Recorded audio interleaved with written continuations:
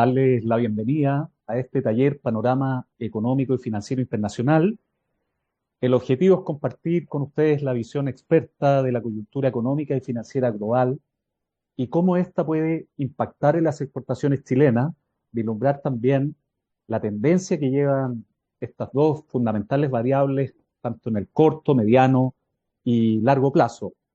Saludamos y agradecemos la presencia en este taller a nuestros tres panelistas que nos acompañan hoy día, Dorotea López, Cristian Hurtado y Rodrigo Salas, a quien ya voy a presentar más adelante en propiedad.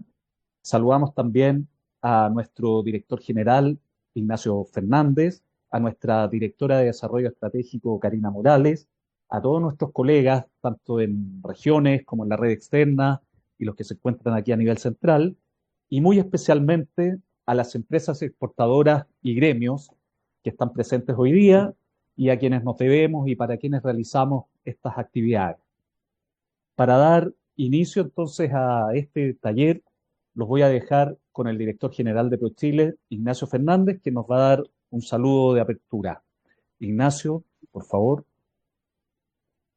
Muchas gracias, Alfredo. De verdad un agrado estar acá y muchas gracias, por supuesto, a todos nuestros panelistas que son de primer nivel y de verdad les agradezco el tiempo de estar acá. Para nosotros como ProChile es muy importante tener este tipo de instancia, este taller de panorama económico y financiero internacional. Es muy relevante porque ustedes saben, y con esto además estamos dando inicio al año académico de la aula virtual de ProChile, la plataforma de e-learning, que para nosotros es muy relevante porque nos permite generar este modelo de formación basado en el aprendizaje experiencial. Es muy relevante para nosotros y de verdad felicito a los organizadores. Ustedes saben, ProChile tiene más de 50 años y fundamentalmente nuestro trabajo es juntar la oferta chilena con la demanda internacional. En los últimos años nos ha ido muy bien en eso, hemos batido récords históricos de exportaciones, tanto en bienes cobre como no cobre. Hemos tenido récord de las exportaciones de servicios, así que estamos muy contentos, pero la coyuntura internacional está siendo muy líquida, digamos. Y en este contexto tenemos que entender el entorno económico y financiero. Yo creo que este entendimiento es una necesidad estratégica para que sigamos aumentando no solo los números en términos de exportaciones, sino que además nuestra diversificación y que cada día más empresas, ojalá pequeñas y medianas, se puedan integrar a este carro del comercio internacional, que hoy día en términos de las exportaciones da alrededor de 1 millón de empleos. Variables como el crecimiento económico global, las tasas de interés, los flujos financieros, las tensiones geopolíticas, los cambios en las reglas del comercio, tienen un impacto profundo y directo en los costos, los precios de financiamiento, por supuesto en la logística. Por eso agradecemos el apoyo de académicos y académicas tan destacados que nos van a apoyar abordando varias de estas temáticas. Así que de verdad muchas gracias. Y como ustedes saben, en esta aula virtual que para nosotros es tan relevante, es esta plataforma de acceso a contenidos estratégicos de comercio internacional. Durante este año, 2026, contemplamos más de 20 programas que incluyen 2 diplomados, 6 cursos sincrónicos y 15 cursos asincrónicos. Nuestro propósito es llegar a empresas y profesionales de todo el país, ampliando la cobertura al conocimiento para fortalecer la preparación de quienes lideran los procesos de internacionalización de las empresas y ojalá que con esto aportemos con un grano de arena a que haya cada día más diversificación en no solo los mercados internacionales, sino que también en los productos y servicios que proveemos, pero también en el tipo de empresas que están exportando. Queremos que cada día más empresas se integren a esta familia de la internacionalización y este es un instrumento muy relevante para eso. Así que sin más, lo quiero dejar con estos académicos de primer nivel que nos van a estar explicando estas variables tan relevantes que están sucediendo hoy día y que están impactando a nivel geopolítico nuestro comercio internacional. Muchas gracias. Muchas gracias, Ignacio, por las palabras de bienvenida. Quiero contarles un poquito cómo va a ser la estructura del taller. Vamos a tener tres ponencias de más o menos 30 minutos cada una y vamos a comenzar con una visión sobre el contexto geopolítico global. Para eso nos acompaña esta mañana Dorotea López, que es la directora del Instituto de Estudios Internacionales de la Universidad de Chile, a quien desde ya saludamos y agradecemos, Dorotea, y te damos la bienvenida. Luego tendremos una visión experta sobre economía mundial y el impacto en los mercados globales y particularmente en Chile, a cargo de Cristian Hurtado, que ya nos ha acompañado en otras oportunidades. Cristian es economista jefe de Banco Estado, a quien también agradecemos y saludamos. Y en tercer término vamos a tener y vamos a finalizar este taller con una importante mirada sobre el riesgo crediticio y potenciales presiones sobre el comercio en el actual escenario internacional. Para eso nos acompaña esta mañana Rodrigo Salas. Él es el gerente general de COFACE, a quien también saludamos, por supuesto, y agradecemos. Al final, les comento que al final de este taller va a haber un espacio para que puedan hacer preguntas, las que no serán a viva voz, sino a través del chat, por lo que los llamo a que nuestra audiencia pueda ir poniendo ahí en la plataforma sus preguntas en la medida en que se vaya desarrollando el taller. Bueno, vamos a comenzar entonces con la presentación de Dorotea López, a quien pido, Dorotea, que puedas ir cargando tu presentación mientras hago una pequeña presentación. Dorotea López es la directora del Instituto de Estudios Internacionales de la Universidad de Chile. Eh, no hace falta mucho presentar la Universidad de Chile, pero sabemos que es un órgano que a lo largo de su historia ha estado estrechamente vinculado al desarrollo institucional, científico y cultural del país, y hoy continúa siendo un referente en investigación y en debate en temas de interés global. Vamos a dejar entonces a Dorotea con contexto geopolítico internacional. Adelante, Dorotea. Muchas gracias, Alfredo. Muchas gracias por esta invitación. Saludo al director de ProChile, señor Ignacio Fernández, a Andrés Díaz, a Karina Morales y Alfredo, con quienes hemos trabajado. Y parto por agradecer, no solo felicitar que hoy día nuevamente Aula Virtual haga su lanzamiento de año académico, sino por felicitar esta iniciativa, porque sin duda que la educación y la capacitación está más que comprobado que son fundamentales en los procesos de agregación de valor y de diversificación de un país. Así que agradezco mucho, y a los que más agradezco es a todos los que están hoy día presentes, dispuestos a escucharnos. Como ya señalaba el director Fernández, la verdad es que el contexto global está líquido, lleno de incertidumbre, de fragmentación. Incluso hay gente que se refiere más a una especie de un desorden global. Y yo lo que quiero hacer durante esta breve presentación, porque creo que mis copanelistas serán mucho más aterrizados en este sentido, es como hablar un poco de los conceptos en los cuales se está tratando de englobar el contexto geopolítico internacional, ¿sí? Cómo hemos vivido esta evolución desde un orden más liberal hacia un escenario de mayor fragmentación, competencia y volatilidad, esta liquidez a la que nos referíamos. ¿Cuáles son los impactos principales en el comercio, en la reestructuración de las cadenas globales de valor? ¿Qué está pasando con la gobernanza internacional a la que estábamos acostumbrados? ¿Y cómo se posiciona hoy la relación entre seguridad y economía? Y de manera muy breve, la relevancia para América Latina y Chile, que serán analizados posteriormente por mis distinguidos panelistas, los panelistas que hoy me acompañan, Rodrigo Salas y Cristian Hurtado, a quienes también aprovecho de saludar. Y yo creo que la idea principal que a mí me gustaría decirles es que hemos estado especulando durante mucho tiempo, pero al principio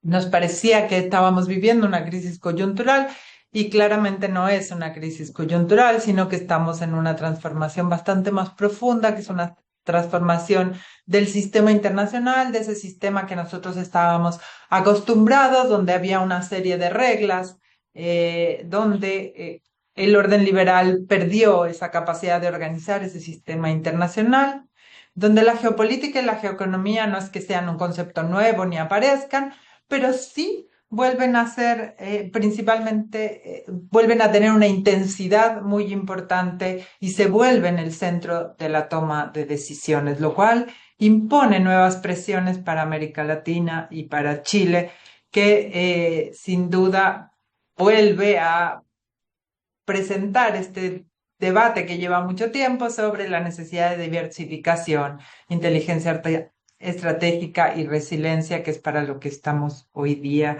empezando este taller y el objetivo del aula virtual y de la participación de cada uno y cada una de ustedes en sus labores empresariales. La primera idea es si estamos en un orden liberal o estamos del orden liberal al desorden global, como lo han señalado muchos de los organismos internacionales y muchos de los expertos, que no estamos en la transición a un nuevo orden, sino en un desorden global. Y este desorden global se explica de alguna manera porque la globalización o hiperglobalización o este exceso de vínculos para llevarlo a un plano más tangible, estos vínculos que teníamos entre los países han ido retrocediendo. Es decir, la apertura, como podemos ver en el gráfico del lado derecho superior, el nivel de vinculación en términos comerciales de los países ha ido disminuyendo desde la Segunda Guerra Mundial. Y generalmente esto está asociado con una emergencia de conflictos, es decir, cuando los países dejamos de tener estos lazos más fuertes, se ha observado que hay un incremento en el número de conflictos, como se puede ver en el gráfico inferior. Esto está acompañado por lo que hemos hablado, una fragmentación del sistema, una incertidumbre estructural, donde los mercados están mucho más volátiles, los financieros y los comerciales, tema que seguramente abordarán en las siguientes presentaciones, y una crisis multilateral significativa. Y esto ha tenido como un proceso quizá desde la caída del muro, que a lo mejor es irnos un poco muy atrás, pero de un orden que desde la creación de la OMC y desde después de la Segunda Guerra Fría estábamos bastante acostumbrados estábamos acostumbrados a tenerlos como dados, y ese era el ambiente internacional en el que nos movíamos con ciertas certezas que también acompañaban las decisiones de inversión y las decisiones más políticas de vinculación. Durante muchos años, hasta que probablemente irrumpe China en el escenario mundial, impone nuevos paradigmas de comercio y seguridad, que duda nos cabe, que la irrupción de China es muy fuerte y su ingreso a la OMC es uno de los puntos que se señala en esta fase de transición. Hay quien en este esquema define que hay una primera fase, que es el orden liberal al que estamos acostumbrados, y que a partir de 2001 empieza a existir algunos factores que hacen que ese orden liberal vaya siendo cuestionado y vaya imponiendo ciertos paradigmas, y el ingreso pleno de la OMC, de China a la OMC, y sin duda la crisis financiera. La crisis financiera del 2008 es un parteaguas en ir modificando ese momento de transición, que un poco como decía Gramsci, donde el viejo orden todavía no muere y el nuevo orden aún no nace. Entonces tenemos además este auge de un nacionalismo económico, donde tenemos eventos como puede ser el Brexit o como los discursos del presidente Trump. Nos cruza la pandemia y nos cruzan los conflictos por los que estamos viviendo ahora, que son la guerra que tenemos en Ucrania, en Medio Oriente, la tensión que resulta de los semiconductores o de la transición energética. Estamos viviendo, como vamos a ver más adelante en otra diapositiva, lo que se llama una especie de crisis, policrisis o una crisis en cascada. Y esos polos de poder, a lo mejor que nosotros conocíamos o que estábamos acostumbrados de posteriores a a la Segunda Guerra Mundial o más hacia los 90, donde nosotros vimos un Estados Unidos que era de alguna manera el garante de este orden liberal o esta serie de códigos en la que nosotros de alguna manera nos relacionábamos, que era a través de una expansión en el comercio, o sea, las reglas iban en general hacia favorecer esa expansión en el comercio, las reglas iban además hacia la cooperación multilateral y hacia la creciente interdependencia, es decir, la producción iba hacia donde había menores costos.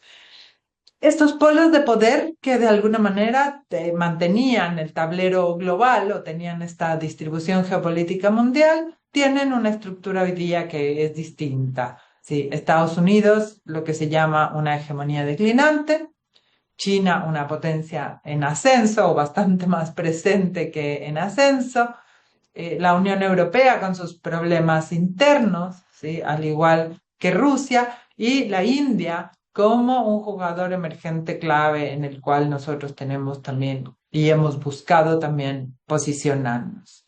Estas regiones también que se vuelven hoy día estratégicas y que están relacionadas con otro concepto que se llama la interdependencia instrumentalizada en la que nosotros estamos viviendo, que son estas zonas donde están principalmente aquellos minerales críticos que van a ser necesarios.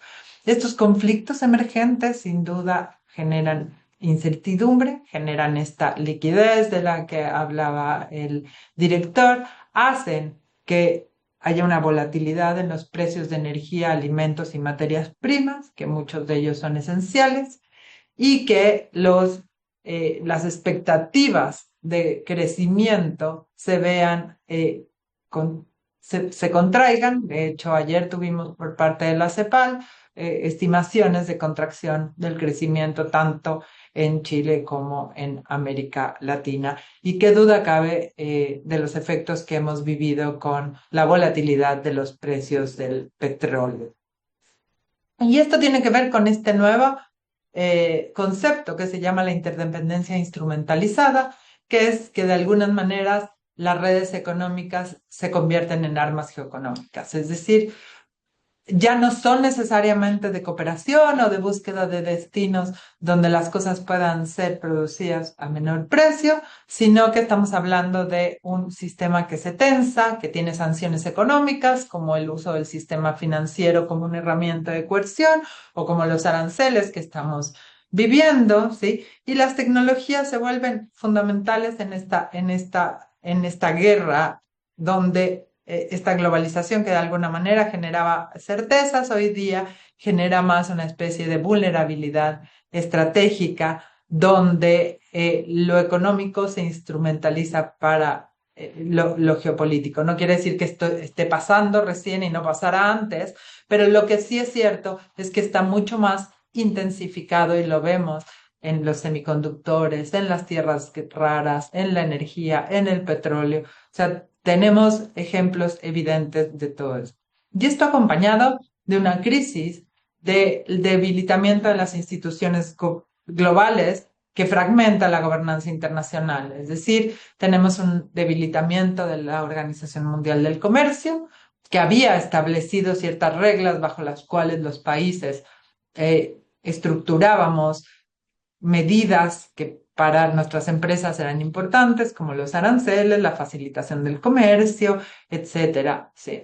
Este debilitamiento de la OMC está muy relacionado con la postura de Estados Unidos de no avanzar en destrabar el sistema de solución de controversias, que lleva ya paralizado desde el 2019, y con eso hace que esta organización vaya perdiendo relevancia. Proliferen los acuerdos regionales y plurilaterales, es decir, haya una vuelta a que nosotros nos juntemos con algunos y no con otros, ¿sí? Lo que hace también que haya una polarización política nuevamente. Y esto nos lleva a pasar de reglas comunes a una gobernanza mucho más fragmentada. Y ni hablar de todas las crisis, además de aquellos organismos que no necesariamente están relacionados tanto con lo económico, sino más con lo político, como puede ser las propias Naciones Unidas, que están viviendo también una crisis de legitimidad y que lo que hacían de alguna manera era definían ciertos códigos de conducta entre nosotros, donde estas alzas arancelarias unilaterales, por ejemplo, no tenían cabida o no eran esperadas, sino que había una suerte de respeto a las reglas.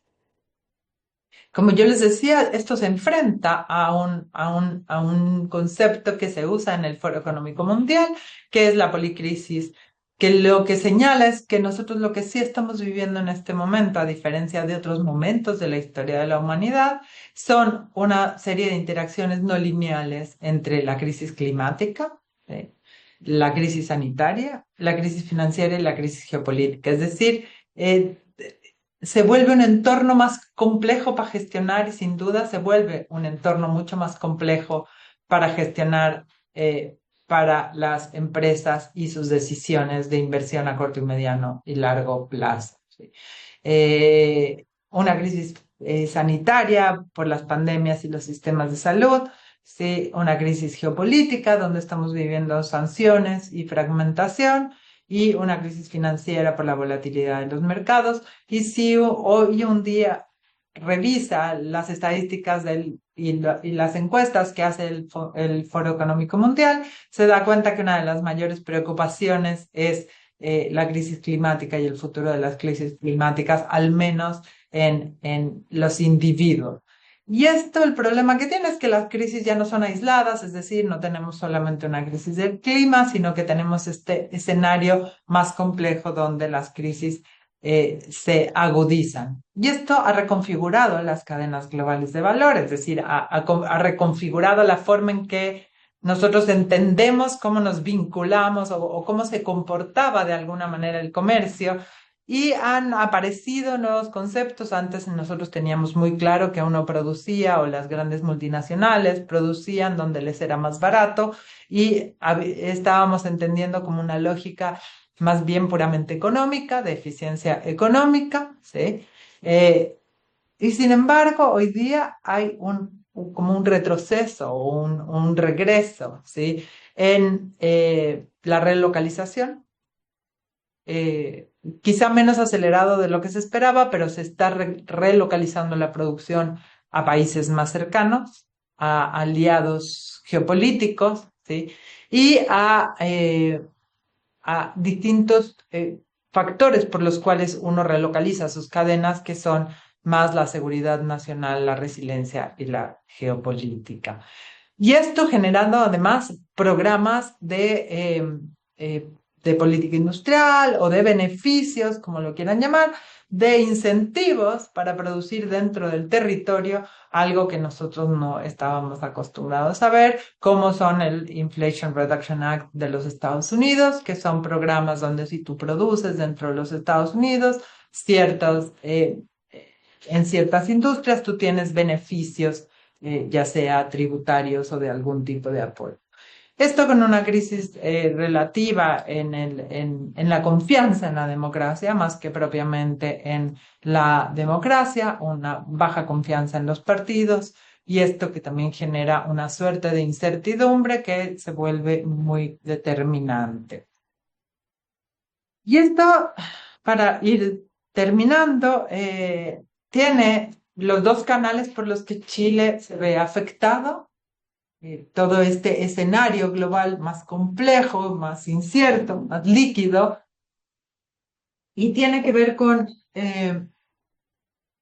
cómo nos afecta a través de los dos canales que nosotros estamos vinculados con el mundo como país. Nosotros, por un lado, estamos vinculados a través del canal real, este canal por el cual nosotros exportamos e importamos, y cuando el mundo está en crisis y demanda menos, eso nos afecta a nosotros, o cuando nosotros necesitamos algo más y al haber menos esto sube de precio, como puede ser el caso del petróleo, o como puede ser una contracción en ciertas economías que nos demandan a nosotros, ¿sí?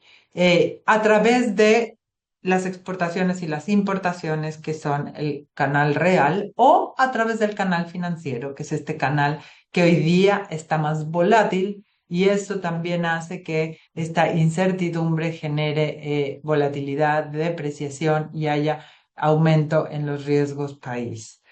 Por lo cual, eh, estos desafíos que vemos plantean para América Latina en sus distintas dimensiones, desafíos económicos, como ha identificado la CEPAL, que ha identificado un bajo crecimiento estructural, es decir, tenemos un problema de crecimiento el cual tenemos que atender y ver por dónde podemos aumentar el crecimiento de la región, que lleva más de una década con tasas de crecimiento ralentizadas, una alta dependencia de los recursos naturales, ya sea propiamente como es América del Sur o México y Centroamérica con manufacturas más bien de baja tecnología, de baja agregación de tecnología.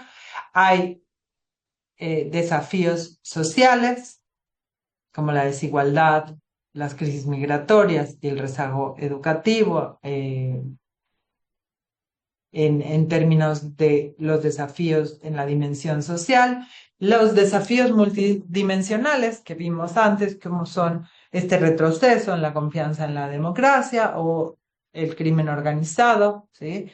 Que nos lleva a problemas de gobernanza fronteriza que tenemos que también asumir y los ambientales y climáticos, como hemos visto que esto además plantea la dimensión de la transición energética a energías más limpias, donde nosotros como región y particularmente el Triángulo del Litio tienen de alguna manera una suerte de fuerza o de presencia. La integración regional se ha pensado como una de las respuestas, es decir, América Latina tiene una serie de oportunidades en términos de las complementariedades productivas que tienen o el rol energético en la transición de energía verde, como hablábamos, pero continuamos con las limitaciones que hemos tenido durante muchos años, que es una alta fragmentación política regional y una baja integración comercial regional. Eh, Esto es que hay un mensaje, no, me estoy pasando. No basta con ser tomadores de reglas, podemos como región tener algo.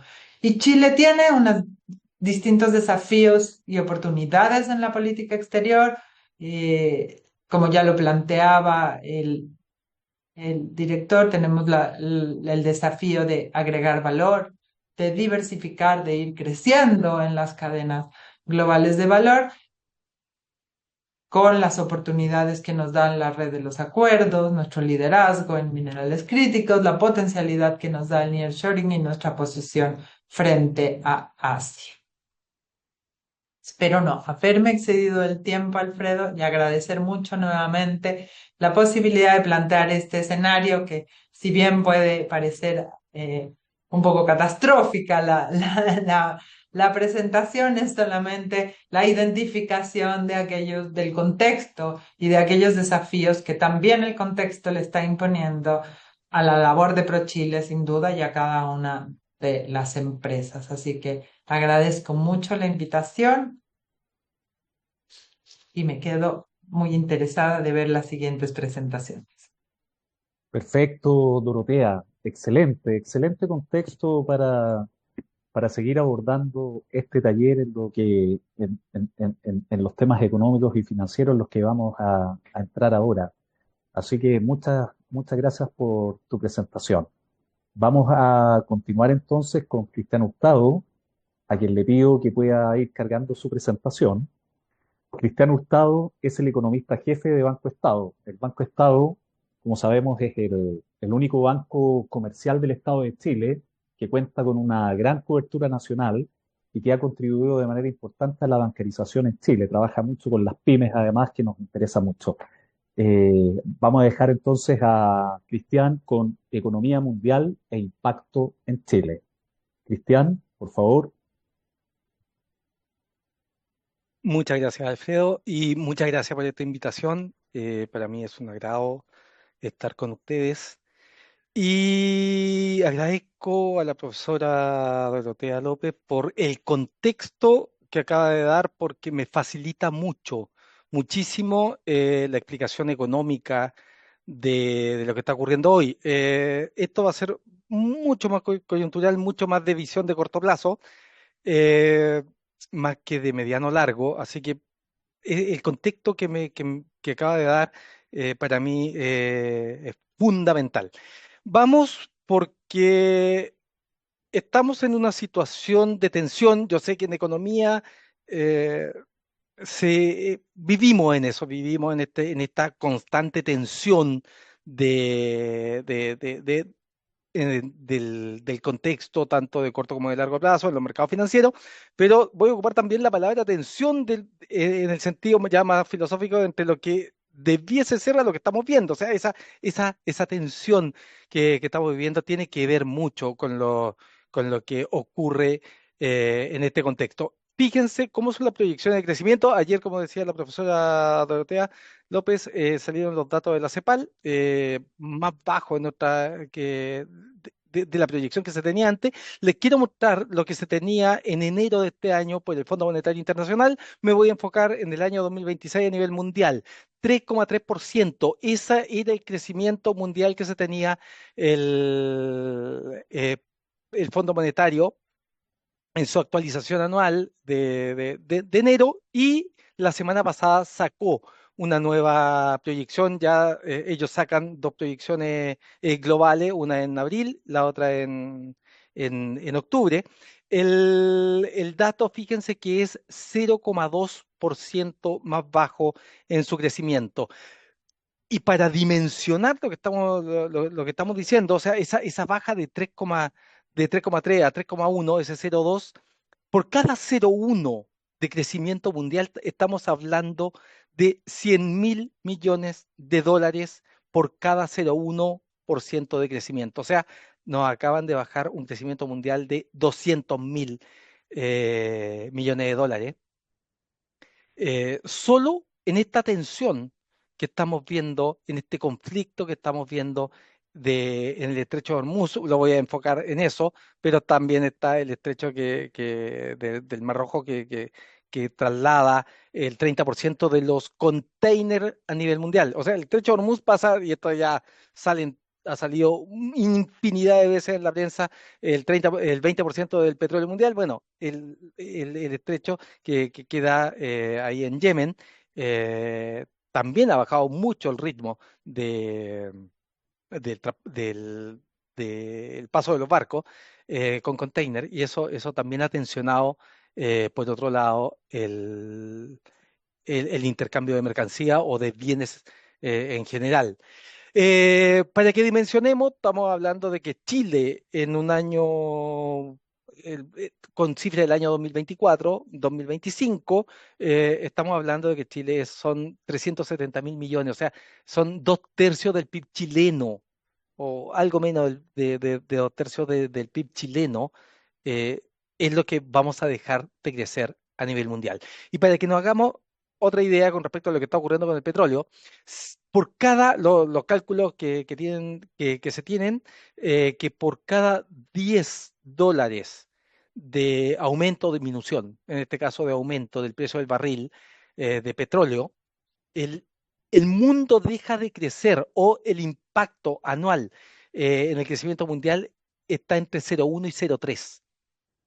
Es decir, estamos pasando de un contexto en que el petróleo Brent venía en los alrededores, la última cifra antes del conflicto, estaba en un promedio de $70, para pasar en este instante a niveles de $110, bueno, $111. Llegó a rozar los $120 el barril, y ahí hay que hacer una línea, porque cada vez que sobrepasa los $120 el petróleo, Estados Unidos entra en un, a ver, en un problema, porque podría provocar una recesión. Vemos muchísimos indicadores, y uno de ellos es el precio del barril de petróleo, que puede llevar incluso a una recesión en Estados Unidos. eh, en ese sentido. Bueno, tenemos algunas compensaciones, pero por ejemplo el caso de los metales manufactureros que ha aumentado muchísimo, ya lo vamos a ver, pero era más o menos para contextualizar. En este contexto, fíjense el consumo mundial de petróleo cómo ha disminuido desde la crisis del petróleo del año 74, ha disminuido casi en un 60% su dependencia, pero así todo. eh, estamos teniendo problemas. Claro, la diversificación de la materia energética nos ha ayudado, pero fíjense en el gráfico de la izquierda, la línea roja era la visión que teníamos en diciembre del año 2025, plano en los alrededores de los $60 el petróleo, el barril de petróleo, y ese golpe que nos dio este conflicto nos ha traído consecuencias bastante complicadas a nivel mundial, pero también acá en Chile. Por ejemplo, pasamos, si no, lo vemos desde enero de este año hacia diciembre de este año, una inflación que la teníamos en 2,8%, con un crecimiento en los alrededores del 2,5, 2,6%, algo más optimista, incluso lo veían en un 2,8%, estaba bien, ya la inflación convergiendo, pero esto nos ha hecho hoy pasar de ese 2,8 a un 4,4 de inflación y de un 2,5 en los alrededores del 2% del crecimiento. O sea, el golpe fue rápido, fue de transmisión muy rápida, porque además se suma lo que hablaba la profesora López, que esa tensión geopolítica, el fraccionamiento geopolítico ya nos traía con bastante dificultad, incluso en temporada o en tiempo prepandémico, la pandemia no hizo un quiebre bastante brutal en lo que es la economía, pero esto se ha mantenido. Y con esto, miren la reacción que se ha tenido, ya sea en transporte de mercancía como el precio del petróleo Brent que salta rápido. ¿Debido a qué? A que ese cierre del estrecho de Hormuz trae consigo un tráfico que prácticamente se llevó a cero. El golpe hacia las expectativas. Nosotros acá en economía trabajamos mucho sobre las expectativas. Uno no toma las decisiones en el ahora ya, en el spot, como dicen en las mesas de dinero. Se toma con visión de mediano, de largo plazo. Entonces, tomar la decisión de inversión trae consigo menor crecimiento o mayor crecimiento según corresponda. Pero aquí las expectativas, estos indicadores adelantados sobre la actividad se rompieron, están cayendo en la mayoría de las economías, ya sea por problemas que venían desde la pandemia, por fraccionamiento geopolítico, por fraccionamiento económico, y ahora tensionamos aún más la economía con este conflicto, esta tensión en el mercado del petróleo, tensión que se traspasó hacia los mercados financieros y hace que las expectativas de crecimiento sean hacia la baja y una ralentización de mediano plazo. Ahora, claro, si lo voy a decir así alegóricamente, si el conflicto termina hoy a las 12:15, eh, el quiebre ya fue hecho, ya está. No nos vamos a recuperar de un día para otro. El golpe es asimétrico. Cuando comienza el conflicto, los mercados financieros y el traspaso hacia la economía real fue rapidísima. Fue dentro del día, el mismo día. Las tasas, o sea, el tipo de cambio subió, las tasas de interés subieron y por lo tanto el congelamiento de los mercados financieros fue rapidísimo. Y eso se traspasa hacia el sector real de forma más lenta, sí, pero también comenzar a resurgir o comenzar a tener expectativa al alza va a costar bastante más tiempo. Hay un punto en que aquí voy a sonar un poquito frío, que de hecho lo es.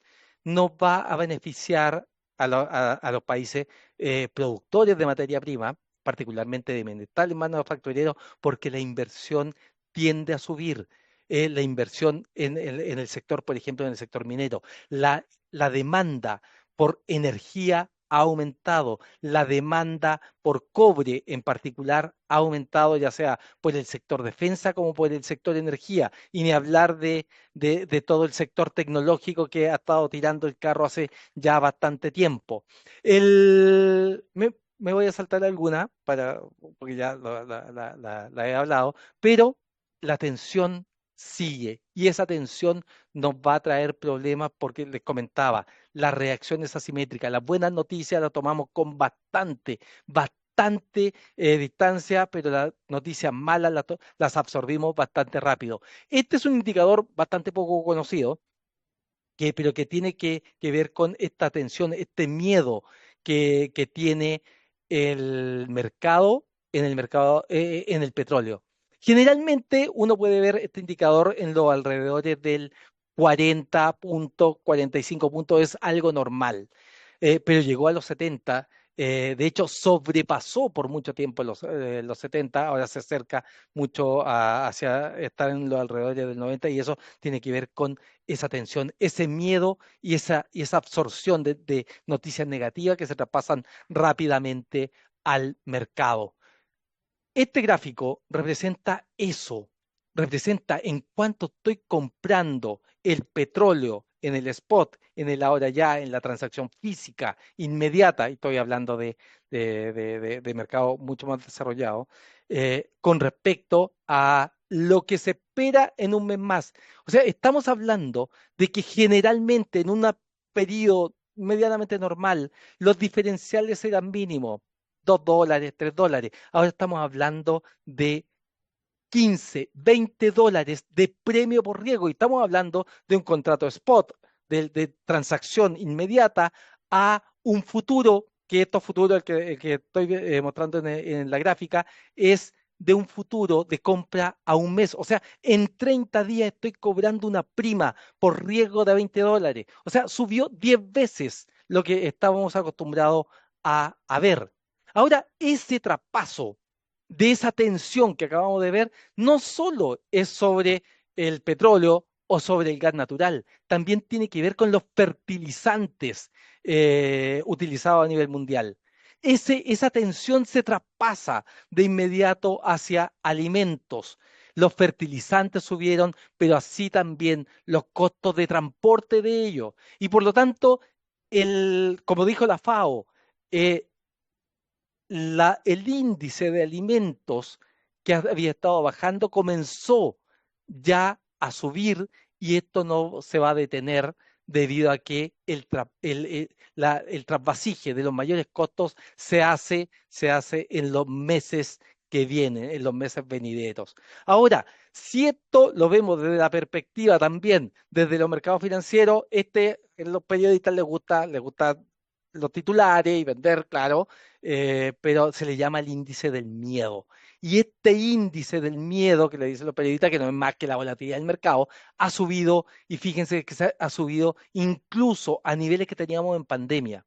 El problema está en el hecho de que esa volatilidad se transforma en riesgo, y ese riesgo, por decirlo alegóricamente, ese riesgo se transforma en tasa y la tasa es el precio del dinero. Se nos está haciendo más caro el dinero.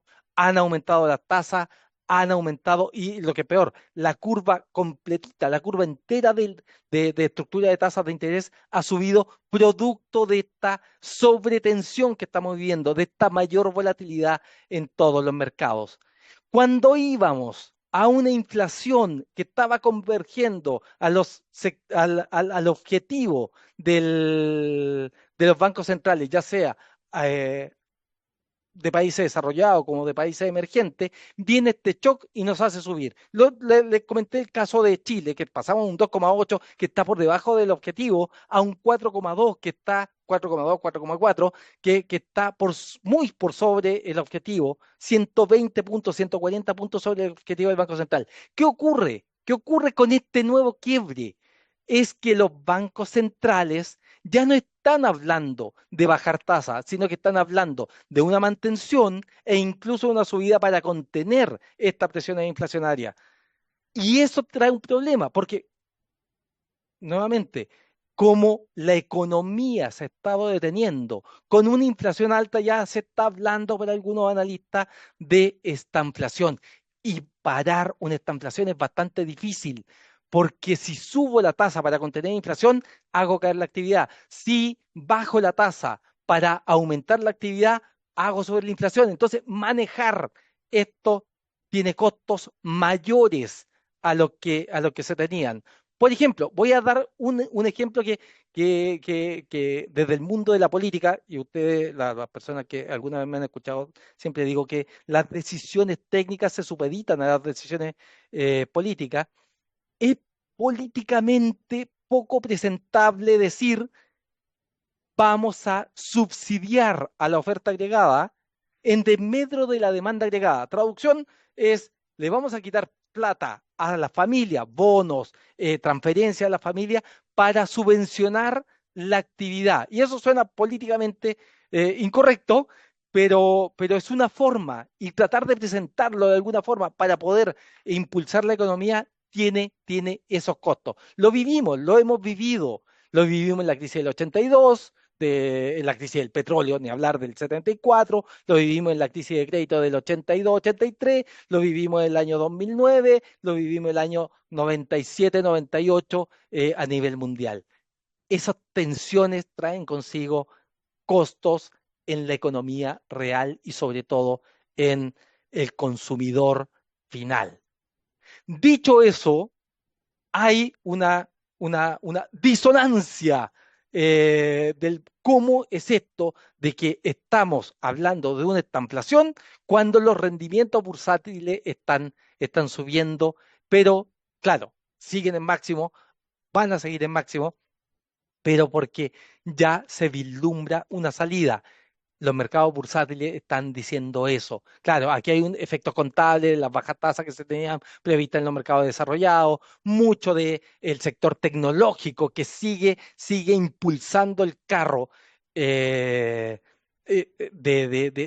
la bolsa. Para que nos hagamos una idea, en la crisis del punto com, antes de eso, la punto .com representaba en el Standard Poor's alrededor del 10% hasta el 15%. Hoy día estamos hablando de que las tecnológicas representan casi el 35% bueno, según cómo lo midamos, pero en promedio un 35% del Standard Poor's. Entonces, ese tirón que están dando, claro, hace que uno vea que los rendimientos bursátiles han estado subiendo, pero, pero hay que tomar en cuenta que es eso.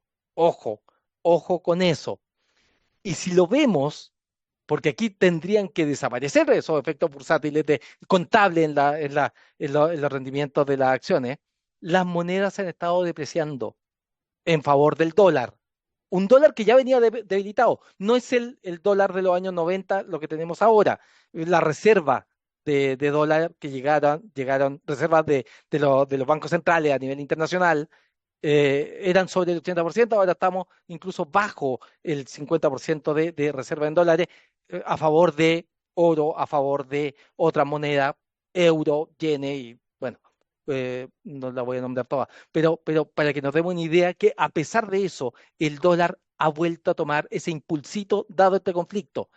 Pero tenemos otro problema, que las tasas soberanas han estado subiendo. Eso hace que se estanque la economía.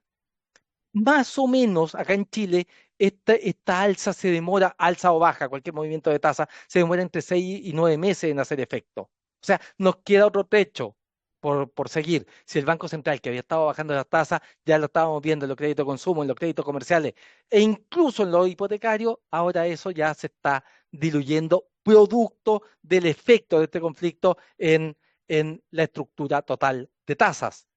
Y ahora, ¿cómo estamos, dado ese contexto donde tenemos un cobre claro, ahora está en los alrededores de los $6, llegamos hasta los 6,2 dólares la libra y ahora estamos en 5,97, lo estoy viendo en las pantallas. Uno dice, chuta, bajó el dólar, perdón, la libra de cobre, contextualicemos, o sea, estamos Estamos muy por sobre a lo que hubiésemos pensado hace un año atrás, muy por sobre lo que hubiésemos pensado hace 5 años atrás. El problema no está en el precio del dólar, perdón, del cobre. El problema está en nuestra producción de cobre, que está por debajo del promedio de los últimos años. ¿Hemos estado repuntando? Sí, pero todavía nos falta. Y ahí hay un punto, es el deterioro de nuestros términos de intercambio, dado el aumento de costos provocado por el petróleo. Dicho eso, le estoy mostrando cuáles son las proyecciones que se tienen para el PIB.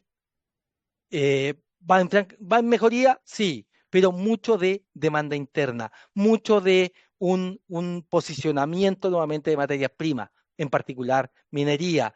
El comercio y servicios también ha estado repuntando, pero eso es algo bastante volátil, bastante feble. Lo vimos para la pandemia, perdón que me vaya tan atrás, pero si cierra el mercado, los servicios se caen de inmediato. Si hay un conflicto que nos tensione en la economía interna, servicios tiende a caer más rápido de lo que hace, por ejemplo, la industria manufacturera. Y las proyecciones eran las que les contaba. Estos son datos del Banco Central. O sea, bajaron en medio punto el, la perspectiva para el crecimiento chileno. ¿Sostenido dónde? Sostenido en el consumo. Y ya les acabo de comentar de de lo que ocurre con ese consumo, muy impulsando, perdón, a comercio y a servicios, pero la formación bruta de capital fijo era de un 5,2% y ahora la están mostrando en un 4%, o sea, 170 puntos menos, o perdón, 120 puntos menos de lo que se tenía. Con una brecha de actividad que la teníamos en positivo en diciembre y ahora está en negativa. O sea, vamos a crecer por debajo de nuestro producto potencial por un par de años porque hay un deterioro. Ese traspaso de ese deterioro de los términos de intercambio también se ve reflejado en ese deterioro de nuestro potencial de crecimiento. Entonces, ¿dónde hay buenas noticias? Nuevamente en consumo privado. Por lo menos el consumidor, la familia, la persona está teniendo confianza en la economía, cosa que no veíamos hace bastante rato. Y eso lo muestra estos bienes durables. La gente está comprando bienes durables. Algunos se preguntará, ¿qué tiene que ver eso? Bueno, los bienes durables es más oneroso el gasto. Cambiar el living, cambiar el refrigerador, cambiar el auto, cambiar la cocina, la lavadora, son gastos no menores para una familia promedio. Entonces, no lo hago a menos que tenga confianza en mi trabajo, a menos que tenga confianza en la empresa. Ahí es un muy buen indicador de que la gente está tomando confianza. ¿Dónde se refleja eso? En la masa salarial. Es un buen termómetro, la masa salarial. Ya hace un par de años, no tomen en cuenta lo del año 2020, 2021, 2022, porque está muy distorsionada esa masa salarial con los retiros de AFP. Después de eso, claro, hay un estancamiento, pero siguen siendo crecimientos interanuales positivos. O sea, hay más dinero en el consumidor, en el bolsillo del consumidor. El problema está en que esa línea celeste o azul claro, que es construcción y obra, está estancada. Y ese estancamiento refleja algo del mercado laboral. ¿Por qué? Porque la economía chilena se basa mucho en mano de obra y esa mano de obra es intensiva en lo que son o el sector inmobiliario y construcción. Entonces, ¿qué está creciendo? Bueno, la formación bruta de capital fijo que está creciendo va de la mano con maquinaria y equipo. Otra visión de que esto no es solo reposición de maquinaria, sino que se ha estado agrandando la capacidad productiva chilena en lo que es maquinaria y equipo y rezagada en lo que es infraestructura, construcción y obras civiles. Ok. Entonces, esa inflación, ¿de dónde nace? Nace solo este aumento inflacionario. Les comenté, de un 2,8 a un 4%. En el caso del Banco Central, la tenía en un 3,2 y la sube a un 4%. Ya. Dicho eso, entonces lo que está impulsando es consumo. Aquí es tipo de cambio, bienes. Y eso no lo podemos controlar. Eso es un shock externo. ¿Por qué? Porque hemos tenido una depresión en el sector laboral.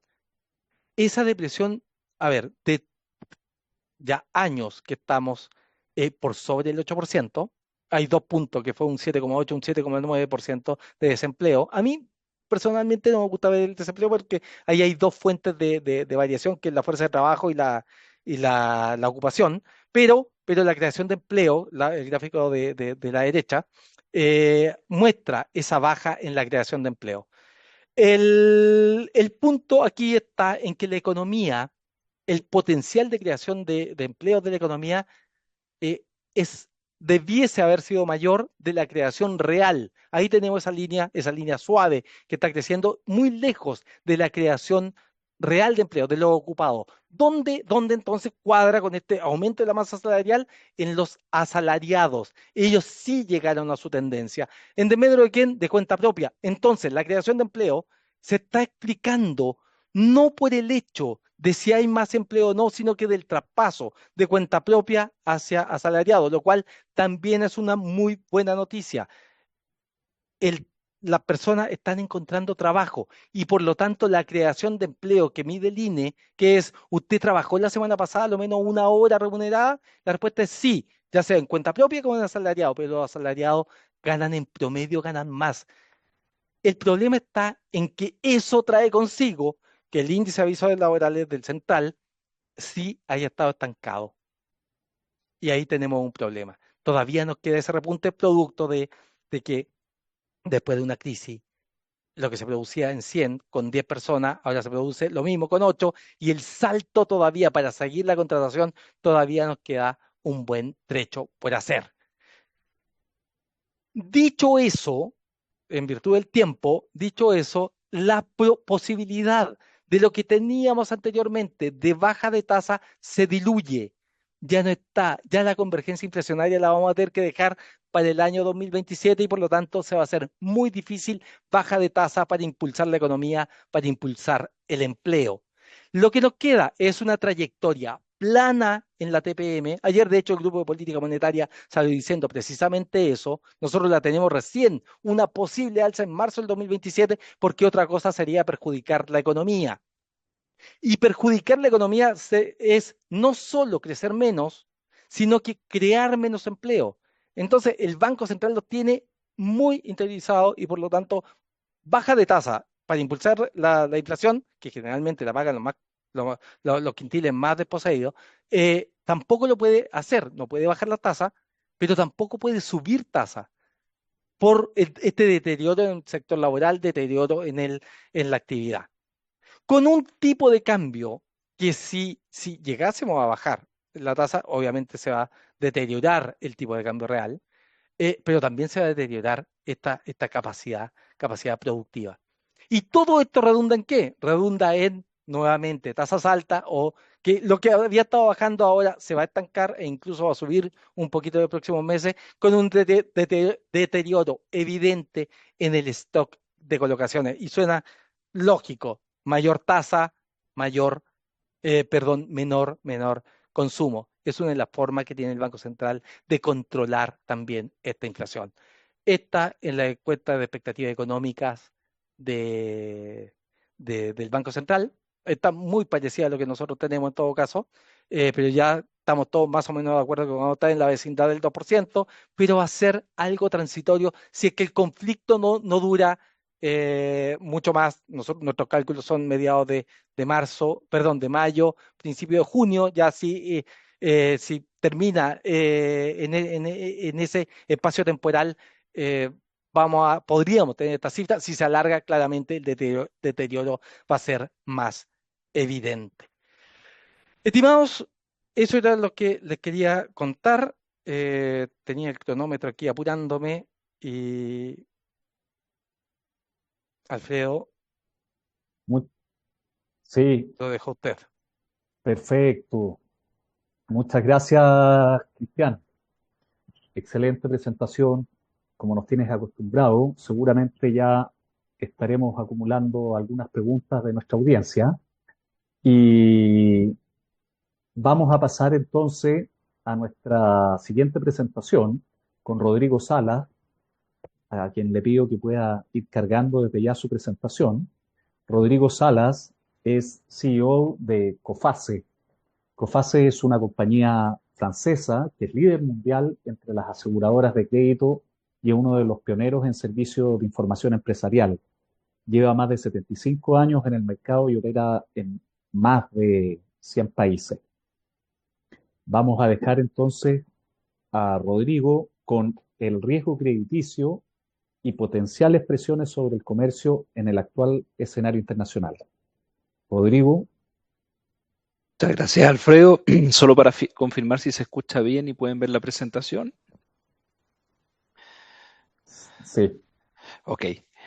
Bueno, muy buenos días. Muchas gracias a ProChile y sus autoridades por esta invitación a conversar. Siempre es muy útil para poder repensar qué está pasando en los mercados. Y si bien puede haber algunos tópicos que sean repetitivos, creo que es importante hacerlos hincapié porque me gustaría transmitir el reconocimiento de ciertos factores, especialmente macroeconómicos y de solvencia, que a mi juicio son sumamente relevantes, que pueden afectar a los países receptores de las exportaciones chilenas. A pesar de las tensiones vividas en el 2025, tensiones comerciales muy influidas por la incertidumbre de los aranceles, la economía global logró un rango favorable de dinamismo económico, a pesar que mostraba una tendencia decreciente de 2,8%, porque se alineó a la parte favorable de las expectativas para ese año.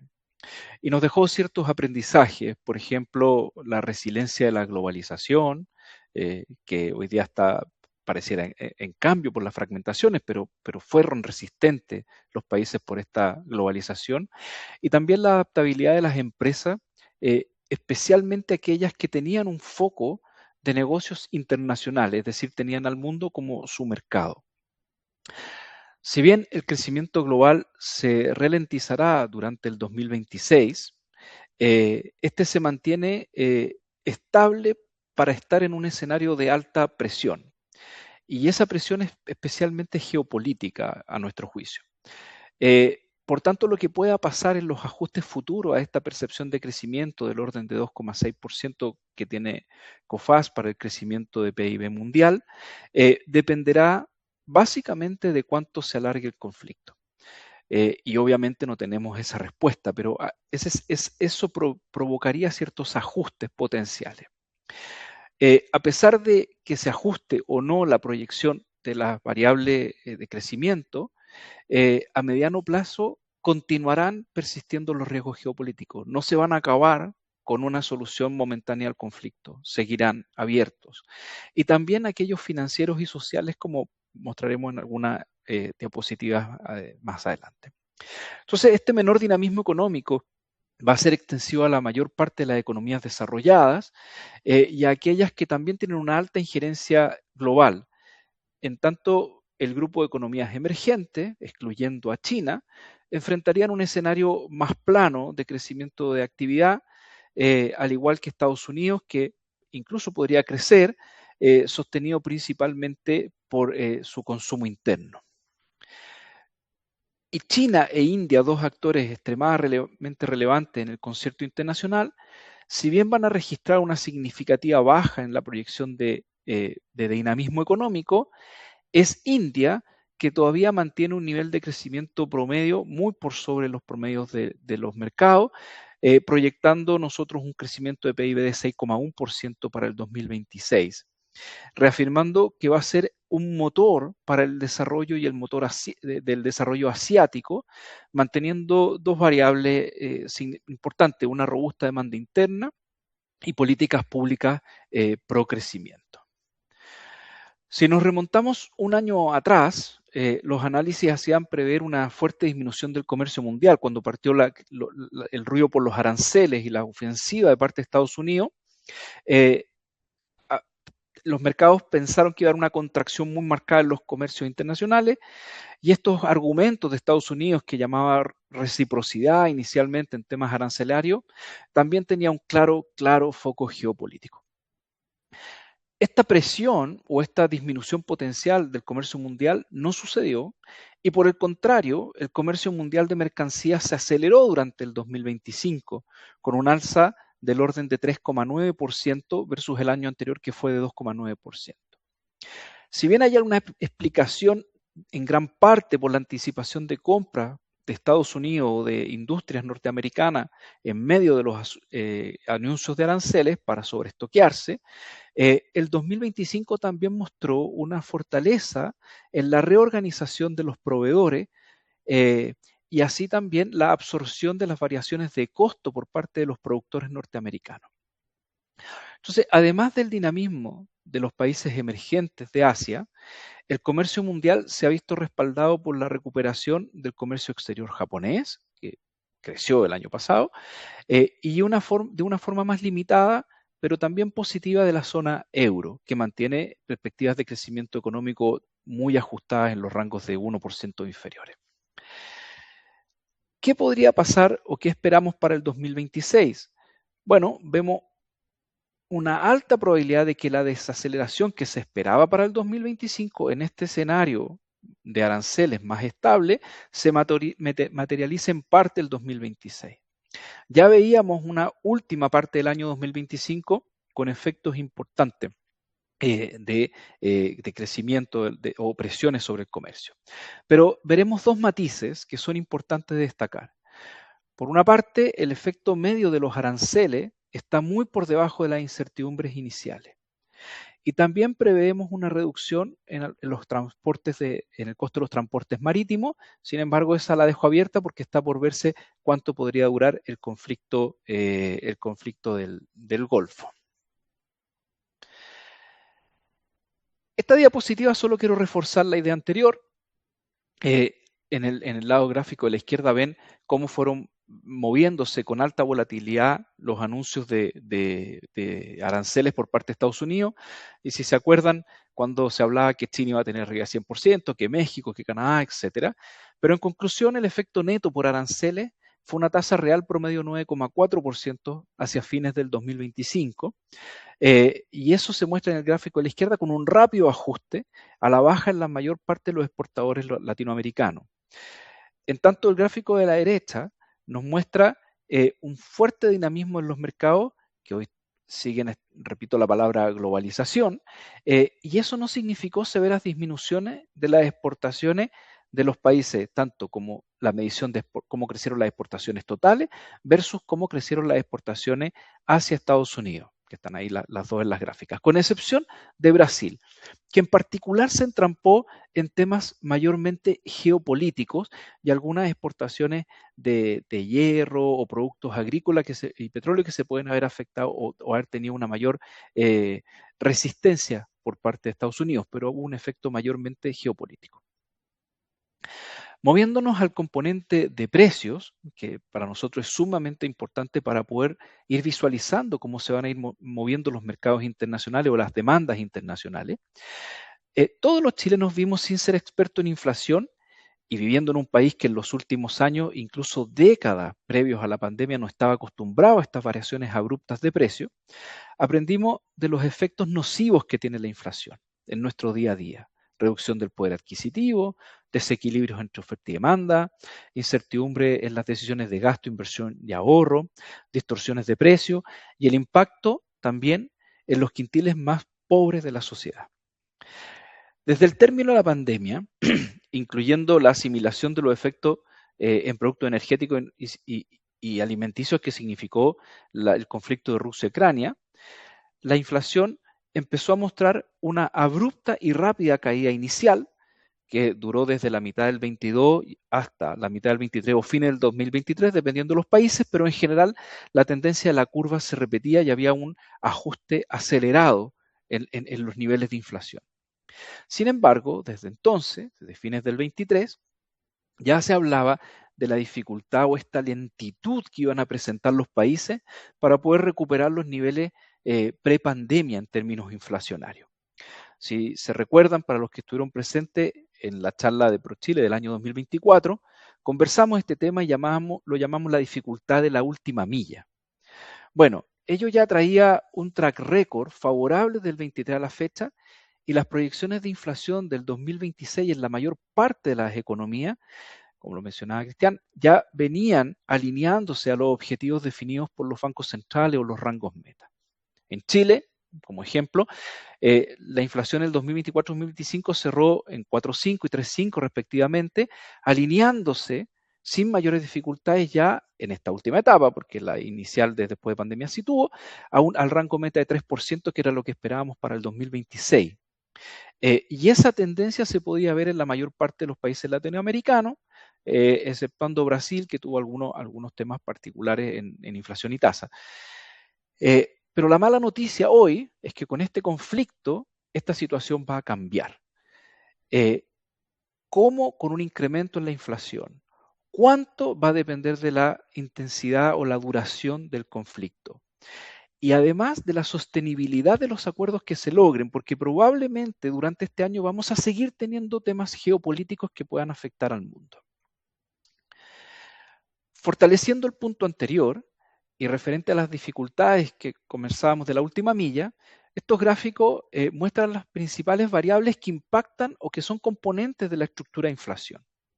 A modo de ejemplo puse 2 economías desarrolladas, zona euro y Estados Unidos, pero en general en todos los países se replica la tendencia y el concepto. Entonces podemos ver que con posterioridad a la pandemia, que tuvo severas restricciones al comercio internacional,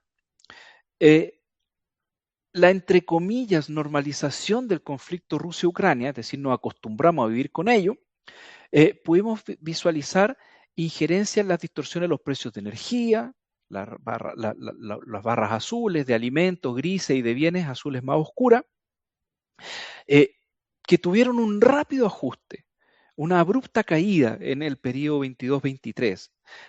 Se ajustaron muy rápido en la medida que el comercio se logró abrir, se normalizó. Sin embargo, la que costó mucho más ajustar fue la de servicio. Y es esta la que explica mayormente la dificultad, a nuestro juicio, de la última milla, con un ajuste mucho más lento. Y eso ya venía nivelándose hacia el 2026. ¿Qué es lo nuevo de este escenario que no esperábamos en enero, al menos nosotros que estábamos un poco más lejos de estos conflictos? ¿Y qué estamos preveyendo para el 2026? Bueno, visualizamos una mayor presión inflacionaria, no es gran novedad, que afectará con mayor intensidad a países como Chile, que son economías fuertemente abiertas, dependientes del comercio internacional y los valores del petróleo internacionales. Entonces la pregunta sería, entonces, ¿cuánto nos va a afectar y hasta cuándo nos va a afectar? Lamentablemente, esa respuesta no la tengo, muy difícil, porque además los conflictos bélicos uno sabe cómo inician, pero no saben cómo se desarrollan. Lo que sí podemos saber es que el mercado internalizó rápidamente lo incierto de estas premisas, de que iba a ser un conflicto corto y de efecto acotado, casi como una incursión, lo que ya aprendimos que en Ucrania no fue, digamos. Chile venía mostrando niveles de inflación mensual en la última parte del 2025, en el segundo semestre, del orden de 0,23% mensual. Y ya ha ajustado en marzo, cuando comenzó el conflicto, las expectativas de inflación para el 2026 a un 4,5%, muy lejos del rango meta de 3%, acusando el alza del petróleo y los efectos en la cadena de suministro. Las expectativas de inflación para abril, es decir, 4 meses del año, ya es de 3%. Ahora, la buena noticia, no quiero ser alarmista, es que como vimos en el gráfico anterior, que el impacto en la inflación agregada por alzas de precios en los commodities y bienes suele tener un ajuste rápido, porque la variable clave entonces sería la rapidez de la solución del conflicto bélico, nuevamente. La última variable que quería mostrarle es la tasa de interés, la tasa de interés, que es el costo de financiación de empresa, y es fundamental para poder vislumbrar la solvencia de las compañías, las corporativas, los compradores de las exportaciones de bienes chilenos. Volviendo a este ejemplo de que todos nos acostumbramos a una inflación alta con efecto en tasas de interés, es decir, que se incrementaron las tasas de interés con un encarecimiento del dinero, y eso provocó presiones sobre los costos y la capacidad de endeudamiento de las empresas, también de las personas, en este caso particular de las empresas. Y si recuerdan, Chile tenía también una historia de costos de financiamiento muy estables que hacía que las empresas en general, comparado con otras regiones, funcionaran más apalancados porque podía acceder a mercados de capitales más profundos y con un costo de financiamiento rápido. Por tanto, un shock de inflación acompañado de una política monetaria restrictiva que incrementó las tasas de interés rápidamente, generó dificultades en la capacidad de las empresas para refinanciarse y para cubrir los gastos financieros en estos periodos de que tenía que tener refinanciación, presionando por ende la solvencia. Como muestra el gráfico, también las medidas de los bancos centrales actuaron rápidamente y así como tuvieron una alza muy brusca en las tasas de interés para enfriar la economía, también fueron teniendo una disminución paulatina en la tasa de interés. Por tanto, los efectos de una mayor inflación esperamos en el corto plazo. Creemos que no van a presionar al alza las tasas de interés en esta etapa, pero sí retrasarán necesariamente los recortes de tasa que esperaban los agentes económicos. Y eso obviamente incluye a Chile. Antes de entrar al segmento de riesgo crediticio y solvencia, quería mostrarles un indicador que es más bien cualitativo, pero que a mi juicio es muy preocupante y tenemos que estar atentos a su desarrollo. Y es un índice global de riesgo social y político que calcula COFAS, pero hay también cálculos que hace el Banco Mundial en su estadística. Y este muestra, en el gráfico de la izquierda, una tendencia al alza en el riesgo político y social global, donde al 2025 alcanzó un pic de 41,41%. Si bien el número a lo mejor no dice tanto, el comparativo es que ya superó al índice de riesgo político y social que se registró en la pandemia.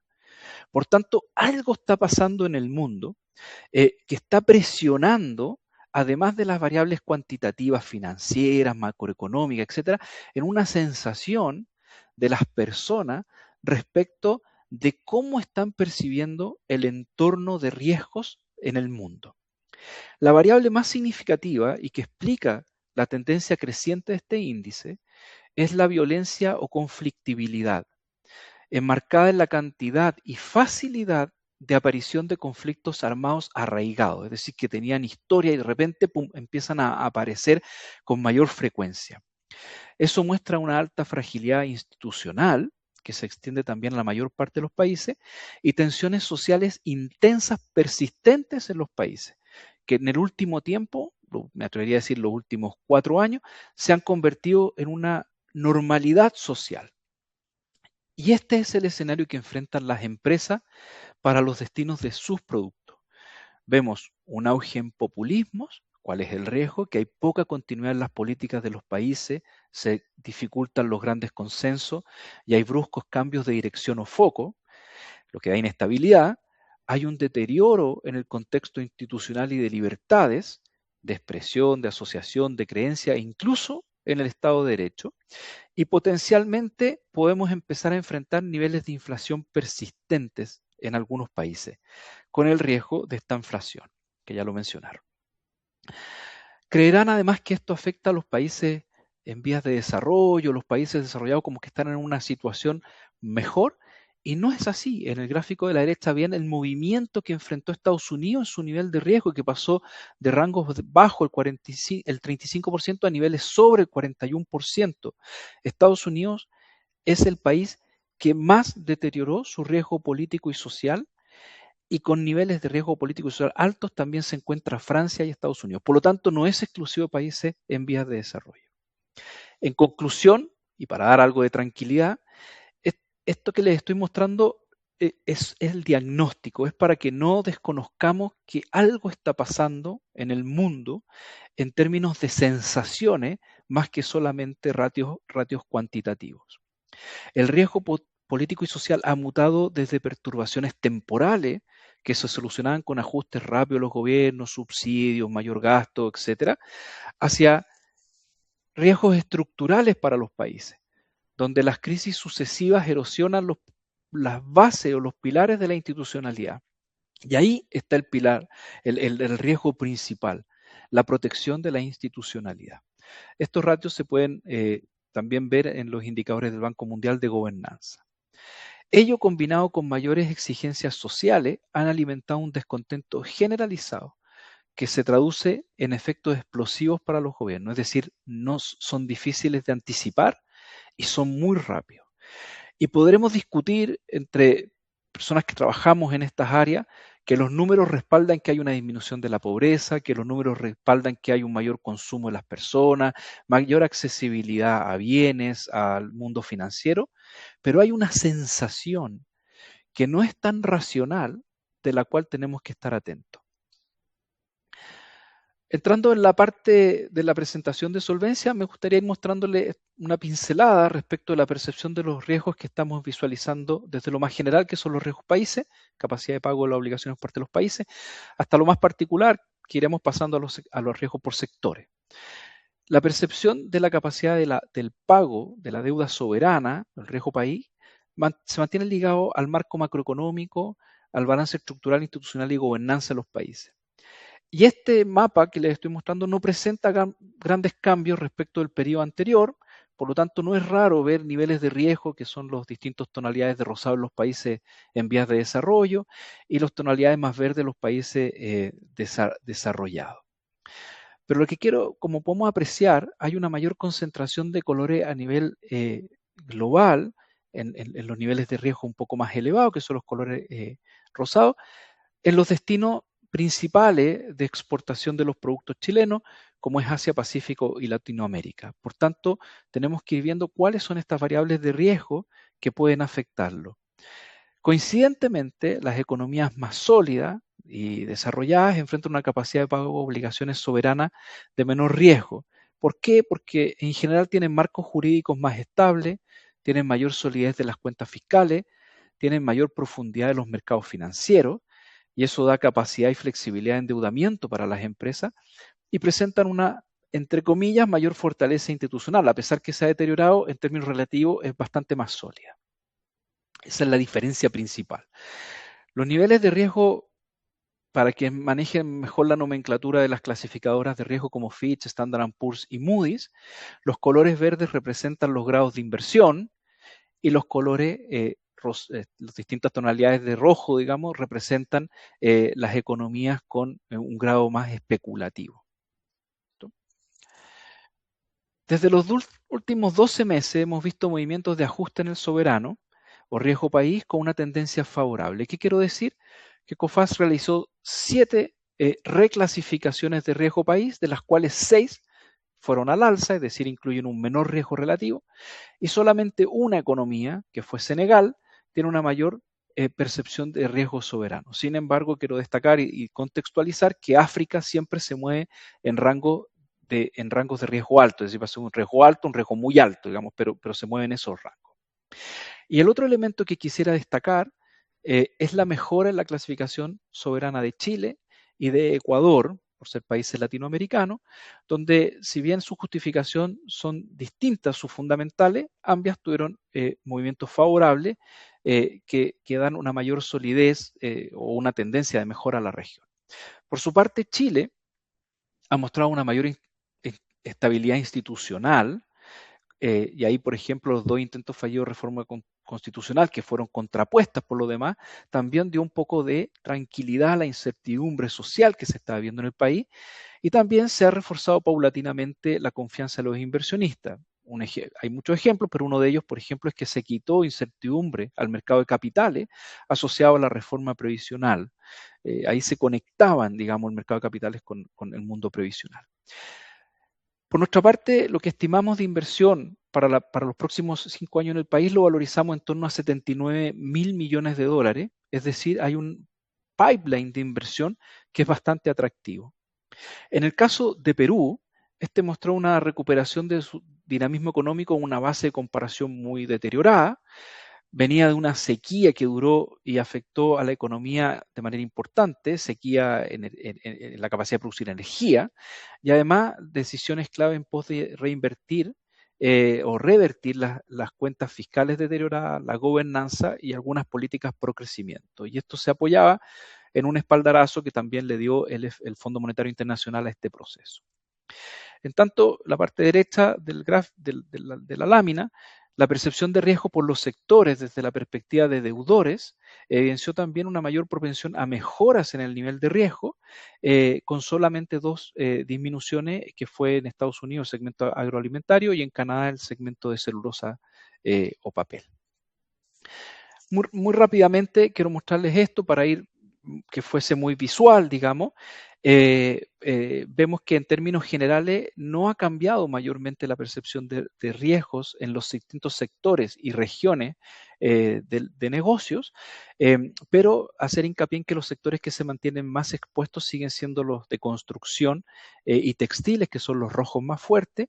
Esto es transversal a las regiones y solo me gustaría hacer hincapié en que los riesgos de construcción inmobiliaria y infraestructura nosotros los vamos diferenciando porque tienen componentes de riesgo bastante distintos.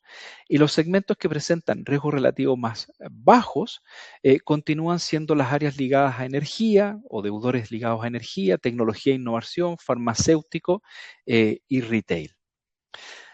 Haciendo un zoom en algunos países, una muestra de países, quisiera detenerme brevemente en Argentina, que en términos generales presenta mejores expectativas económicas de gobernanza y inversión, también en comparación a una base o una historia en los últimos 15 años que venía muy deteriorada. En nuestra opinión, la inversión bruta fija en Argentina será el motor de crecimiento de la economía en el corto y mediano plazo, aun cuando pueda ser a un ritmo un poco más lento de lo proyectado. No hay que asustarse de eso.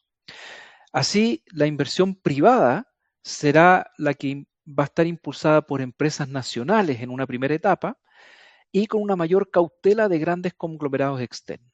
Sin embargo, la buena noticia es que estos grandes conglomerados externos ya han ido mostrando interés en segmentos mineros y energéticos que tienen inversiones de mayor largo plazo y necesitan una estructura de gobernanza o de estabilidad de las reglas del juego más larga. También nosotros hemos notado por parte de COFAS un, entre comillas, boom de solicitudes de líneas de crédito para deudores argentinos. Pero también estamos operando con cautela porque así como se ha abierto levemente esta puerta de ir dando mayores líneas de crédito, tomando más riesgos en Argentina, también hemos notado rápidamente un incremento en la siniestralidad de ese país. Lo anterior llevaba números, muy rápido estoy terminando, porque cómo llegamos a esos niveles de riesgos en rojos y verde, nosotros tenemos una calificación de riesgo que llamamos DRA, que compara con las nomenclaturas de las clasificadoras de riesgo tradicionales, se mueve de 0 a 10, donde 0 es default y 10 es muy poco riesgoso. Y nosotros, el gráfico de la izquierda muestra el riesgo ponderado de esas clasificaciones de riesgo y su tendencia para los 6,5 millones de deudores que tienen cartera COFAS. La tendencia que podemos ver es una tendencia a un mayor riesgo, es decir, muestra una pendiente negativa desde el 2022 a la fecha en la mayor parte de las regiones. Eso significa que en promedio los deudores a los cuales COFAS está brindando líneas de crédito a través de sus asegurados está presentando un riesgo relativo mayor en estos últimos años. Pero nuevamente quiero dar contexto que los movimientos son bien marginales y se mueven dentro de los de las comas, digamos, se está moviendo en la parte de los rangos de decimales, por lo tanto no es nada crítico. Y en segundo lugar, el gráfico de la derecha muestra solo a modo de ejemplo el volumen de siniestros que pagó COFAS a nivel global el año pasado, fue 878 millones de euros, y se mantenía estable los últimos 3 años. Y las barras van mostrando el número de siniestros, la cantidad que también se mantuvo con una leve tendencia al alza comparado con el número de pólizas vigentes, y lo que podemos concluir es que estamos pagando en promedio 1,5 siniestros por cada asegurado. Por lo tanto, la frecuencia de 1,5 se mantiene también en rangos estables. Finalmente, y para terminar, quisiera comentarles respecto de la evolución de las insolvencias a nivel global. En alguna hay alguna apertura de países desarrollados, porque también hay una sensación de que eso pasa más en los países en vía de desarrollo, pero es transversal en todas las economías. Y de manera contraintuitiva, porque nadie lo esperó en su momento, durante la pandemia se registró una fuerte disminución de los niveles de insolvencia corporativa, que serían los gráficos entre el 20 y el 21. ¿Por qué? Porque hubo una inyección de apoyos y de flexibilidades impulsadas por los gobiernos en dichos periodos. Sin embargo, terminada la pandemia, las economías se empezaron a ajustar, las tasas de interés, como mostramos, empezaron a bajar, pero no inmediatamente, tomó tiempo, la inflación se empezó a contener, si bien un cambio brusco inicial, se demoró esta parte de la última milla, y eso ha generado en estos acomodos de las compañías, estos nuevos escenarios base, que incurrieron pérdidas de competitividad o reacomodos comerciales, empezamos a ver una tendencia al alza desde el 2022 en los niveles de insolvencia en estos mercados. ¿Ya? ¿Qué estamos esperando para el 2026? Bueno, creemos que la tendencia de insolvencia a nivel global va a crecer un 5% comparado con el 2025, tomando en consideración también algunos factores que son importantes. La región Asia-Pacífico registró durante el 2025 la mayor alza de insolvencias interanual, más 9%. Europa, más 8%. Y América del Norte, más 3%. Con un Estados Unidos que en la última parte del año 2025 incrementó en 15% el nivel de insolvencia, en gran parte explicado por las presiones que tenía por las alzas de aranceles y la absorción por parte de las propias compañías de esta alza en los niveles de costo. La expectativa en el gráfico de la derecha pueden ir viendo cómo se van a mover las expectativas de mayores insolvencias que tenemos por año, donde llama la atención Estados Unidos, Japón y Países Bajos. Bueno, eso es lo que yo tenía preparado. Traté de apurarme para alcanzar y dar espacio a las preguntas. Alfredo, por favor. Sí, perfecto. Muchas gracias, Rodrigo. Excelente presentación también, como nos tienes acostumbrado, así que muy agradecido. Mira, estamos más o menos en la hora que habíamos comprometido, así que estamos bien. Vamos a abrir una, una sección de preguntas y respuestas. Por favor, si pueden abrir ustedes tres las cámaras eh, para hacer algunas de las preguntas que hemos consolidado en realidad. eh, en la manera en que nos han ido llegando. ¿Ah? Pero quería partir contigo, Rodrigo, de todas maneras, porque hay una pregunta. Si tuvieras que dar una recomendación práctica a una empresa que está expandiéndose internacionalmente, una empresa chilena, ¿qué debería priorizar para proteger su flujo de caja? ¿Ah?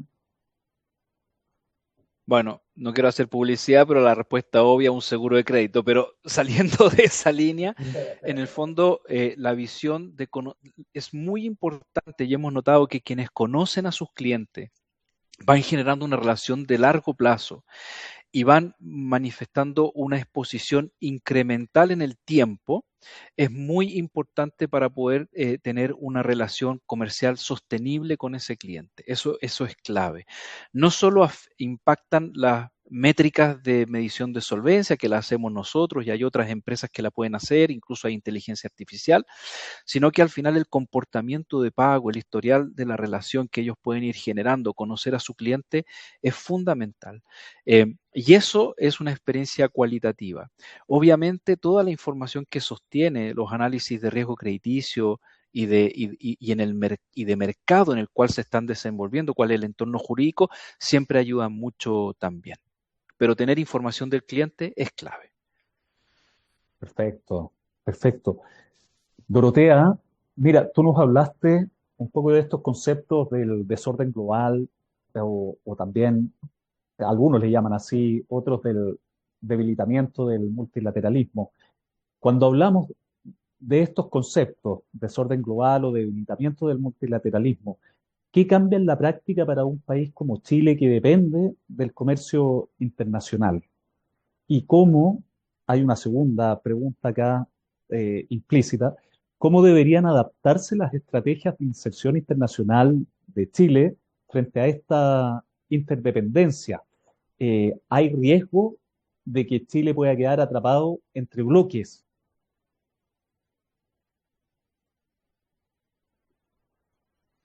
Eh, sí, me parece súper interesante todas las preguntas, un poco como decía Rodrigo y Cristian, hay que un poco de futurología, es súper difícil hacer con toda la inestabilidad que estamos viendo, pero yo creo que sí, que hay que repensar sin duda la estrategia de cómo me inserto y cómo pienso el escenario.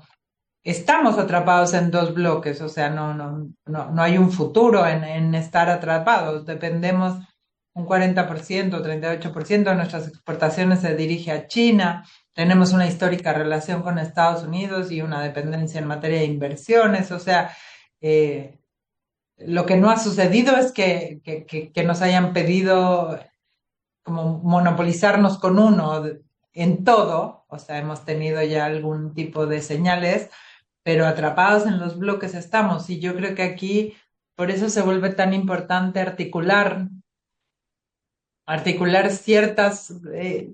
ciertos intentos, al menos con nuestra región, de poder tener algún posicionamiento distinto. Y nuevamente aquellos sectores donde somos más resilientes o donde tenemos menos dependencia se vuelven muy importantes. Pero yo creo que por eso estos talleres son tan importantes en ese término. También contrataría un seguro sin hacerle promoción a Rodrigo. Así que, Perfecto. Oye, Cristian, contigo, si el escenario internacional se encamina hacia una estanflación, eh, ¿cuál sería el principal canal de impacto para las empresas chilenas? ¿Sería el financiamiento? ¿Sería la demanda externa o serían los costos? Ya, esa es una pregunta que es dolorosa de responder. Porque lo primero que impacta y lo primero que impactado son los mercados financieros. Y los mercados financieros impactan rapidísimo el traspaso hacia tasa, el traspaso, que son nuestras dos líneas de defensa. Bueno, Alfredo más de una vez me ha escuchado que somos el Corea del Norte del libre mercado. O sea, nos beneficiamos y también nos perjudica. Entonces, el impacto de un conflicto, el impacto del shock del petróleo, del shock de alimentos, de una pandemia o de lo que sea, nos llegó bastante rápido. Eso hay evidencia empírica y sucede a cada rato. Es el primer shock que lo tenemos con tipo de cambio, que se traspasa inflación rápidamente. Y ya lo dije, uno actúa por expectativa, no en el spot.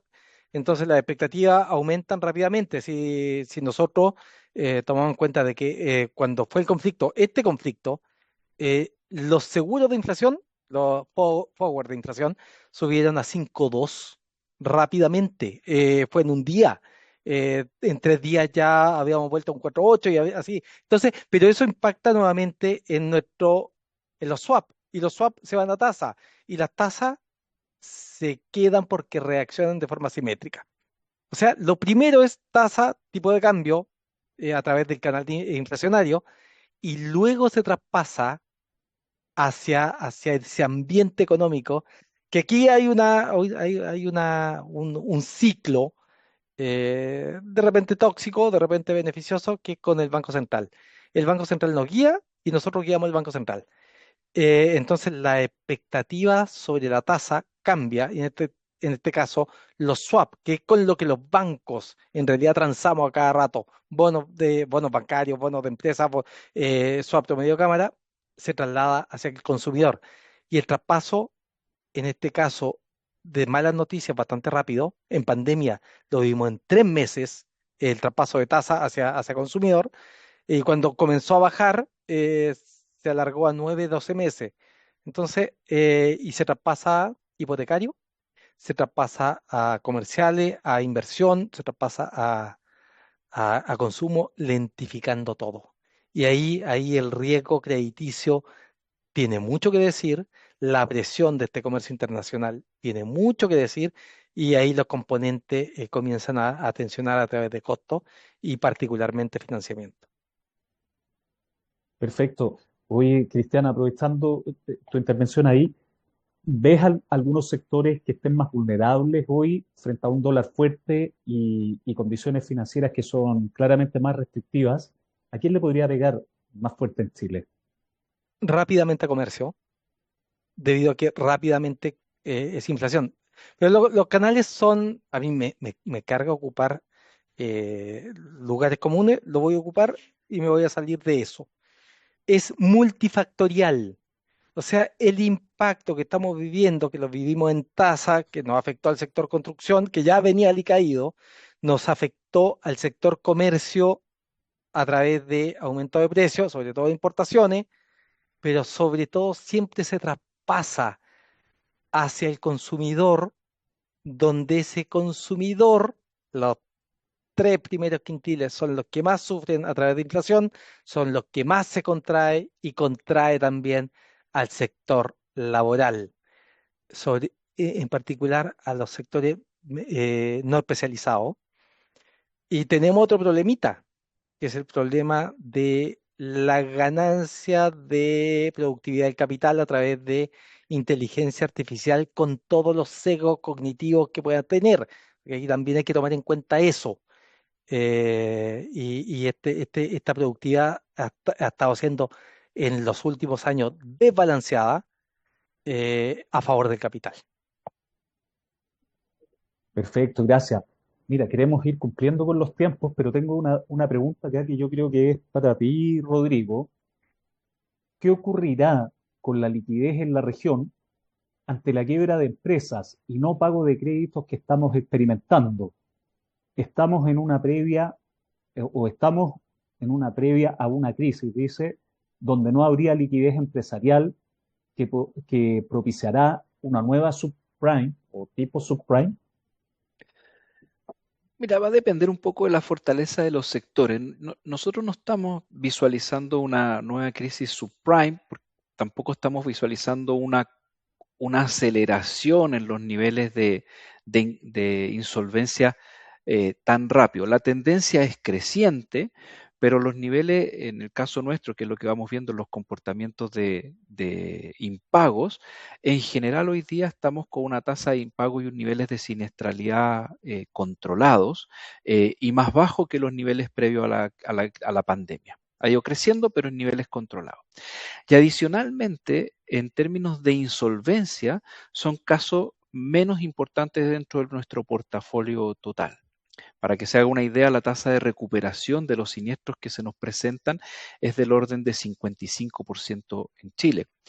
¿Qué significa eso? Que muchas de las compañías priorizan los pagos de distintas maneras y por eso los niveles de recupero son importantes y atractivos. Ahora, en términos de la insolvencia, va a depender más de los financiamientos o el acceso a financiamiento y la profundidad de los mercados financieros de las compañías. Y la solidez de la generación de los flujos de caja es un elemento relevante. Las presiones que vimos en solvencia en los periodos saliendo de pandemia, por ejemplo, en el sector comercio, en Chile en particular, fueron más presiones en la estructura de balance por los altos niveles de deuda que necesariamente bajas tan marcadas en la generación de ingresos por parte de las compañías. Por lo tanto, se hacen los ajustes necesarios en términos de eficiencia de gastos administrativos y la refinanciación en un mercado más profundo da cierto grado de tranquilidad en que esas compañías pueden ir resistiendo. Pero sí vamos a ver un año en que las insolvencias van a seguir creciendo, digamos. No hay un segmento en particular donde puedan seguir creciendo, pero la solvencia de las compañías, su estructura de balance, sí se está viendo más presionado. Perfecto. Oye, muchas gracias. Hemos cumplido perfectamente con los tiempos, lo que también se agradece mucho. Eh, bueno, Yo les quiero agradecer tanto a quienes hicieron las preguntas y, por supuesto las respuestas. Hemos tenido una jornada muy interesante esta mañana y antes de entrar a despedirnos, quiero dejarlos para que nos dé unas palabras de cierre a nuestra directora de Desarrollo Estratégico, Karina Morales. Y para eso, Karina, si nos puedes hacer un comentario. Hola Alfredo, bueno, muchas gracias. Nada más que agradecer a Dorotea, a Rodrigo, a Cristian. Muy clara su presentación y creo que muy útiles por toda la cantidad de preguntas que recibimos, que estaban muy interesantes. Lamentablemente por tiempo no se pueden abordar todas, pero nosotros tomamos nota de todo esto. Aparte de ser esta una instancia para el lanzamiento del aula virtual, también queremos contarles que los equipos de ProChile tomamos estos insumos para realizar nuestra planificación estratégica de cara a lo que viene en los próximos meses y el próximo año, así que esto es esencial. Y también queremos dejar invitados, aprovechar esta instancia para invitar a todas las empresas, personas que se han conectado hoy, a que revisen nuestra programación de capacitaciones. Tenemos un ciclo muy interesante de logística de exportaciones que cierra el próximo lunes las inscripciones, así que por favor revisen en la página web. Van a ser 4 sesiones durante mayo que van a estar muy interesantes, enfocadas en la logística, así que por favor revisen, cualquier consulta nos la hacen llegar. Y también queríamos dejar los invitados a que revisen nuestro Centro Digital del Conocimiento, donde se encuentran gran cantidad de estudios. Ya llevamos 46 publicados este año para que puedan conocer las tendencias en los diferentes mercados donde estamos presentes y donde vemos oportunidades reales para las empresas chilenas de diversos sectores, de servicios, de agro, de industrias, de economías creativas y por supuesto las soluciones globales. Así que eso por mi parte, Alfredo, no les quito más tiempo porque ha sido una jornada extensa pero muy provechosa y por ahí vi que quedaron con ganas de más, así que sin duda podemos volver a repetir esta instancia clave, dados los cambios que están aconteciendo en el mundo y que no sabemos en qué va a terminar en un par de meses más.